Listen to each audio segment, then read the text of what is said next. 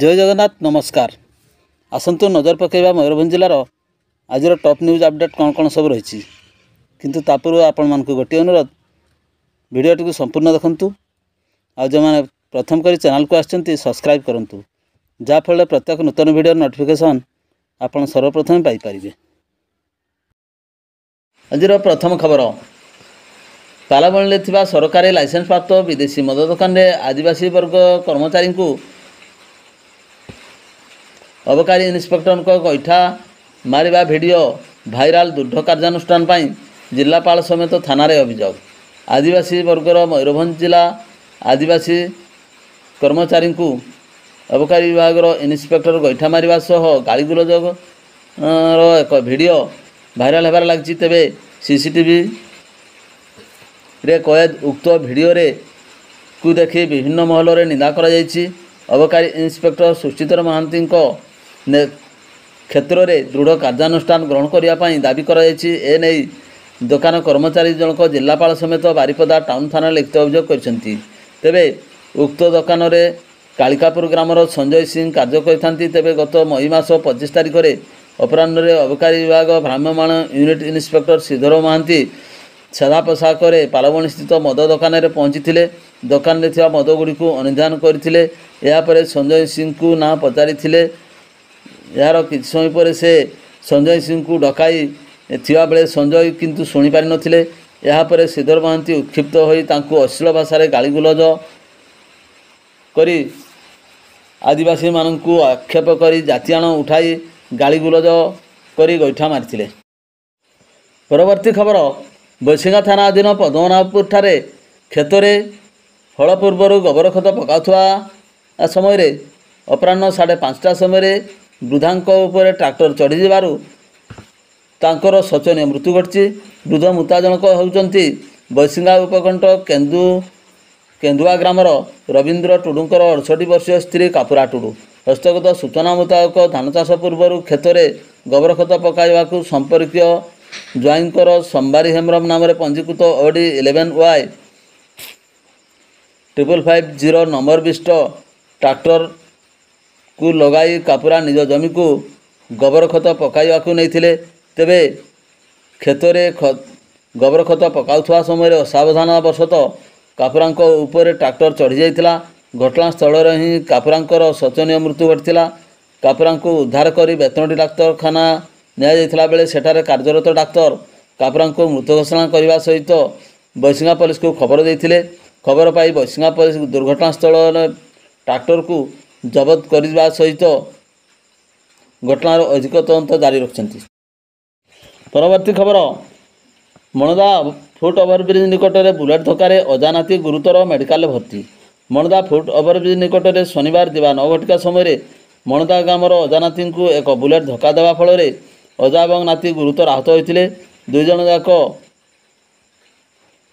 गुरुतर अवस्था आम्बुलेंस जोगे तांको चिकित्सा बारिपदा पठा जाइथिला। बुलेट चालक को गिरफ्त करने सहित बुलेट को जबत कराई। परवर्ती खबर जिला माइनिंग विभाग पक्षर एक स्वतंत्र स्क्वाड माणित्री ठारे चढ़ाऊ करी जबत करा बाली बोझेई डंपर शनिवार अपराह्न 12:30 81,000 टंकार ऊर्ध्व टंका जरिमाना आदाय करा जायछि। हस्तगत सूचना मुताबक तापस कुमार कर नाम पंजीकृत ओडी 11F 611 नंबर विशिष्ट चोराबाली बोझेई डंपर को माइनिंग विभाग एक स्वतंत्र स्क्वाड चढ़ाऊ करी माणित्री ठारू जबत करी बरसिंगा पुलिस को हस्तांतरित करा जायतिला। एने खनिज संपदर एक आईन और चोराबाली चालान बाबद को डंपर मालिक 81,000 ऊर्ध्व टंका जरिमाना बाबद को पैठ कर माइनिंग अधिकारी उदय भानु साहू सूचना प्रदान कर। परवर्ती खबर बड़साई थाना जुगिनवा पंचायत अधीन डिंगरा ठारे लटाबुदा भर्ती जंगलिया स्थान में चली चौरादेशी मद कारखाना उपरे पूर्वाह्न 10:30 समय चढ़ाऊ कर विपुल परिमाण में महुलपच रंधा मद समेत मद प्रस्तुति व्यवहृत सरंजाम नष्ट कला अबकारी विभाग। डिंगरा ठारे चौरादेशी मद कारखाना चली खबर पाई बेतनटी अबकारी थाना अधिकारी प्रकाश साहू सदल बदे 10:30 समय चढ़ाऊ करते। ଚଢ଼ାଉ ସମୟରେ ମଦ ମାଫିଆ ମାନେ ଜଙ୍ଗଲ ଭିତରେ ଛତ୍ରଭଙ୍ଗ ଦେଇ ଫେରାର ହୋଇଯାଇଥିବା ବେଳେ ଘଟଣାସ୍ଥଳରୁ 1200 କିଲୋଗ୍ରାମର ମହୁଲପୋଛ ସମେତ 220 ଲିଟର ରନ୍ଧା ମଦ ସମେତ ଜବତ କରି ନଷ୍ଟ କରାଯାଇଥିଲା। ଏଥିସହିତ ଚୋରା ମଦରେ ବ୍ୟବହୃତ ଏବଂ ଚୋରା ଚାଲାଣ ନିମନ୍ତେ ରଖାଯାଇଥିବା ବ୍ୟାପକ ସରଞ୍ଜାମଗୁଡ଼ିକ ମଧ୍ୟ ଭାଙ୍ଗିରୁଜି ନଷ୍ଟ କରିଦିଆଯାଇଛି। ଏହି ଚଢ଼ାଉ ସମୟରେ ବେତନଟୀ ଅବକାରୀ ଥାନା ଏଏସ୍ଆଇ ସୁଧାଂଶୁ ବେହେରା, ବ୍ରହ୍ମଜିତ ଦାସ, ମାନସ ବେହେରା, ଲିଜା ପ୍ରଧାନ ପ୍ରମୁଖ କର୍ମଚାରୀମାନେ ସାମିଲ ହୋଇଥିବା ଦେଖିବାକୁ ମିଳିଥିଲା। ପରବର୍ତ୍ତୀ ଖବର, ଗୋପବନ୍ଧୁ ନଗର ବ୍ଲକ ତଥା ଖୁଣ୍ଟା ଗୋଷ୍ଠୀ ସ୍ୱାସ୍ଥ୍ୟକେନ୍ଦ୍ର ଅଧୀନରେ ଥିବା ପୁରୁଣା ବାରିପଦା ପଞ୍ଚାୟତ ମାଙ୍କଡ଼କେନ୍ଦା ଆଦିବାସୀ ଅଞ୍ଚଳରେ ପ୍ରାଥମିକ ସ୍ୱାସ୍ଥ୍ୟକେନ୍ଦ୍ରର କାର୍ଯ୍ୟରତ ଡାକ୍ତର ଓ ଫାର୍ମାସିଷ୍ଟଙ୍କ ଉପରେ ଗ୍ରାମବାସୀ ତୀବ୍ର ଅସନ୍ତୋଷ ପ୍ରକାଶ କରିଛନ୍ତି। ତେଣୁ ସ୍ଥାନୀୟ ଆଦିବାସୀମାନେ ଶନିବାର ସକାଳ 9ଟାରୁ ମଧ୍ୟାହ୍ନ 12ଟା ପର୍ଯ୍ୟନ୍ତ ଡାକ୍ତରଖାନାରେ ତାଲା ପକାଇ ଦେଇଥିଲେ। ନୂତନ ଭାବେ ନିଯୁକ୍ତି ପାଇଥିବା ଜଣେ ଡାକ୍ତର କୁଆଡ଼େ ସକାଳେ ଆସୁଛନ୍ତି ମାତ୍ର ଅପରାହ୍ନ ସମୟରେ ଆସୁନାହାନ୍ତି। ଫଳରେ ରୋଗୀ ଅପରାହ୍ନରେ ଡାକ୍ତରଙ୍କୁ ନ ପାଇ ଫେରୁଛନ୍ତି। ଏହା ବ୍ୟତୀତ ଫାର୍ମାସିଷ୍ଟ କୁଆଡ଼େ ରୋଗୀଙ୍କୁ ଖରାପ ବ୍ୟବହାର ଦେଖାଉଛନ୍ତି ଏବଂ ପ୍ରତିଦିନ ବିଳମ୍ବରେ ଡାକ୍ତରଖାନା ଆସୁଛନ୍ତି ବୋଲି ସ୍ଥାନୀୟ ଲୋକେ ଅଭିଯୋଗ କରିଥିଲେ। ତେଣୁ ଲୋକେ ଅତିଷ୍ଠ ହୋଇ ଡାକ୍ତରଖାନାରେ ତାଲା ପକାଇଥିଲେ। ଖବର ପାଇ ସିଡିଏମ୍ଙ୍କ ନିର୍ଦ୍ଦେଶରେ ଖୁଣ୍ଟା ଗୋଷ୍ଠୀ ସ୍ୱାସ୍ଥ୍ୟକେନ୍ଦ୍ରର ବିପିଏମ୍ ଅନୁଭବ ପଟ୍ଟନାୟକ ଉପଖଣ୍ଡ ଅଧିକାରୀ ନିର୍ଦ୍ଦେଶରେ ପ୍ରଶାସନିକ ଅଧିକାରୀ ଭାବେ ଗୋପବନ୍ଧୁ ନଗର ବ୍ଲକ ବିଡ଼ିଓ କରୁଣାକର କର ଧିନ୍ଦା, ଆସିଷ୍ଟାଣ୍ଟ ଇଞ୍ଜିନିୟର ବିନୟ ଜ୍ୟୋତି ଲେଙ୍କା ଘଟଣାସ୍ଥଳରେ ପୁଙ୍ଖାନୁପୁଙ୍ଖ ବୁଝିଥିଲେ। ତେବେ ଏହାର ପୁନରାବୃତ୍ତି ନ ହେବା ପାଇଁ ଉଭୟ ଅଧିକାରୀ ପ୍ରତିଶ୍ରୁତି ଦେବା ସହିତ ଆସନ୍ତା ଜୁଲାଇ ପ୍ରଥମ ସପ୍ତାହ ସୁଦ୍ଧା ଡାକ୍ତରଖାନା କର୍ମଚାରୀଙ୍କର ଉପସ୍ଥାପନ ଲାଗି ବାୟୋମେଟ୍ରିକ ମେସିନ୍ ଲାଗିବ ବୋଲି କଥା ଦେଇଛନ୍ତି। ଆଉ ମେଡ଼ିକାଲରେ ସମସ୍ତ ଔଷଧ ଉପଲବ୍ଧ କରାଇବା ପାଇଁ ମଧ୍ୟ ପ୍ରତିଶ୍ରୁତି ଦେବା ପରେ ଡାକ୍ତରଖାନା ତାଲା ଖୋଲା ହୋଇ ସ୍ୱାଭାବିକ ଅବସ୍ଥାକୁ ଆସିଥିଲା।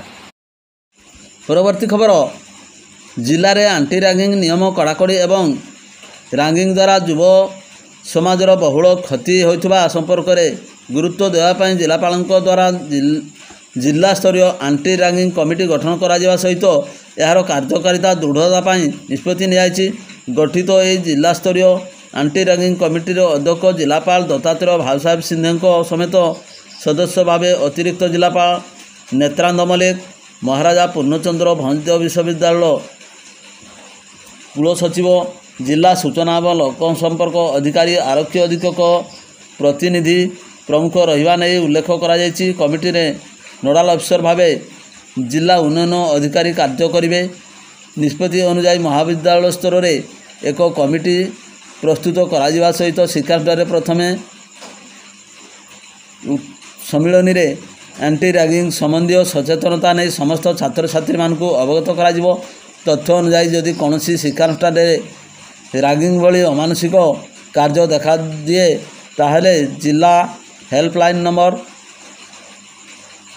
06792252941ରେ ଯୋଗାଯୋଗ କରିବାକୁ କୁହାଯାଉଛି। ପରବର୍ତ୍ତୀ ଖବର, ଠାକୁରମୁଣ୍ଡା ବଜାର ଶନିବାର ଅପରାହ୍ନ ପ୍ରାୟ 2ଟା ପାଖାପାଖି ସମୟରେ ଜଣେ ଆଳୁ ପିଆଜ ବ୍ୟବସାୟୀଙ୍କ ମ୍ୟାନେଜର ନିକଟରୁ ଏକ ଟଙ୍କା ବ୍ୟାଗ୍ 2 ବାଇକ୍ ଲୁଟିଆ ଝାମ୍ପି ନେଇ ଫେରାର ହୋଇଯାଇଛନ୍ତି। କରଞ୍ଜିଆର ଆଳୁ ପିଆଜ ବ୍ୟବସାୟୀ ମହେଶ ଅଗ୍ରୱାଲଙ୍କ ମ୍ୟାନେଜର ଅଜୟ କୁମାର ମହାନ୍ତଙ୍କ ଟ୍ରକରେ ଆଳୁ ପିଆଜ ଏବଂ ଅନ୍ୟାନ୍ୟ ସାମଗ୍ରୀ ନେଇ ଠାକୁରମୁଣ୍ଡା ବଜାରରେ ଥିବା ଦୋକାନଗୁଡ଼ିକରେ ସାମଗ୍ରୀ ଦେଇ ଦୋକାନମାନଙ୍କଠାରୁ ଟଙ୍କା ଆଦାୟ କରୁଥିଲେ ଏବଂ ଠାକୁରମୁଣ୍ଡା ଆନନ୍ଦପୁର ରାସ୍ତାର ଷ୍ଟେଟ୍ ବ୍ୟାଙ୍କ ନିକଟ ଦେଇ ରାସ୍ତାରେ ଟଙ୍କା ବ୍ୟାଗ୍କୁ ଧରି ଚାଲି ଚାଲି ଯାଉଥିବା ସମୟରେ ଆନନ୍ଦପୁର ଆଡ଼ୁ ଏକ ବାଇକ୍ରେ 2 ଜଣ ଯୁବକ ଆସି ତାଙ୍କୁ ଟଙ୍କା ବ୍ୟାଗ୍କୁ ଝାମ୍ପି ନେଇ କରଞ୍ଜିଆ ରାସ୍ତାର ଚମ୍ପଟ ମାରିଥିଲେ। ଟଙ୍କା ବ୍ୟାଗ୍ରେ ପ୍ରାୟ 1.5 ଲକ୍ଷରୁ ଉର୍ଦ୍ଧ୍ୱ ଟଙ୍କା ଥିବା କୁହାଯାଉଛି। ପରେ ଏନେଇ ମ୍ୟାନେଜର ଅଜୟ ମହାନ୍ତ ଠାକୁରମୁଣ୍ଡା ଥାନାରେ ଅଭିଯୋଗ କରିବା ପରେ ପୁଲିସ ବଜାର ଅଞ୍ଚଳରେ ବିଭିନ୍ନ ସ୍ଥାନରେ ଥିବା ସିସିଟିଭି ଗୁଡ଼ିକରେ ଯାଞ୍ଚ କରିବା ସହ ତଦନ୍ତ ଆରମ୍ଭ କରିଛି। ଏହିପରି ଶୁକ୍ରବାର ଠାକୁରମୁଣ୍ଡା ବଜାରରେ ହରମାନ ଛକ ନିକଟରେ 2 ଜଣ ଯୁବକ ବାଇକ୍ରେ ଆସି ଅନୁରୂପ ଭାବେ ଜଣେ ମହିଳାଙ୍କ ନିକଟରୁ ଭ୍ୟାନିଟି ବ୍ୟାଗ୍କୁ ଝାମ୍ପି ନେଇ ଆନନ୍ଦପୁର ରାସ୍ତାରେ ଚମ୍ପଟ ମାରିଥିଲେ। ମହିଳାଙ୍କ ବ୍ୟାଗ୍ରେ ମୋବାଇଲ ସହିତ କିଛି ଟଙ୍କା ଏବଂ ଅନ୍ୟାନ୍ୟ ଦରକାରୀ କାଗଜପତ୍ର ଥିବା କୁହାଯାଉଛି। ପରବର୍ତ୍ତୀ ଖବର, ପତ୍ନୀ ହତ୍ୟା ଅଭିଯୋଗରେ ଅଭିଯୁକ୍ତ ସ୍ୱାମୀଙ୍କୁ ଅଦାଲତ ଦୋଷୀ ସାବ୍ୟସ୍ତ କରିବା ସହ ଆଜୀବନ କାରାଦଣ୍ଡ ଶୁଣାଇଛନ୍ତି। 2021 ମସିହା ବେତନଟୀ ଥାନା ଅନ୍ତର୍ଗତ ଏହି ନରହତ୍ୟା ମାମଲାକୁ ବାରିପଦା ପ୍ରଥମ ଅତିରିକ୍ତ ଦରାଜ ସତ୍ୟନାରାୟଣ ପାତ୍ର ବିଚାର କରି ଅଭିଯୁକ୍ତ ପଶ୍ଚିମବଙ୍ଗ ମୁର୍ଶିଦାବାଦ ଜିଲ୍ଲାର ସାଗରଡିହି ଥାନା ଅନ୍ତର୍ଗତ କାରାଇ ଗ୍ରାମର ଶେଖ ସମ୍ରାଟ ବୟସ 25 ବର୍ଷଙ୍କୁ ଶନିବାର ଦୋଷୀ ସାବ୍ୟସ୍ତ କରିବା ସହ ଦଣ୍ଡାଦେଶ ଶୁଣାଇଛନ୍ତି। ଅଭିଯୋଗକୁ ଆଜୀବନ ସଶ୍ରମ କାରାଦଣ୍ଡ ସହ 50,000 ଟଙ୍କା ଜରିମାନା ଓ ଜରିମାନା ଅନାଦାୟରେ ଅତିରିକ୍ତ 6 ମାସ ଜେଲ୍ ଦଣ୍ଡରେ ଭୋଗିବା ପାଇଁ ରାୟରେ ଉଲ୍ଲେଖ କରାଯାଇଛି। ସରକାରଙ୍କ ପକ୍ଷରୁ ଅତିରିକ୍ତ ପିପି କୃଷ୍ଣଚନ୍ଦ୍ର ଦାସ ମାମଲା ପରିଚାଳନା କରିଥିଲେ। ଭିଡ଼ିଓଟିକୁ ଶେଷ ପର୍ଯ୍ୟନ୍ତ ଦେଖିଥିବାରୁ ଅନେକ ଅନେକ ଧନ୍ୟବାଦ।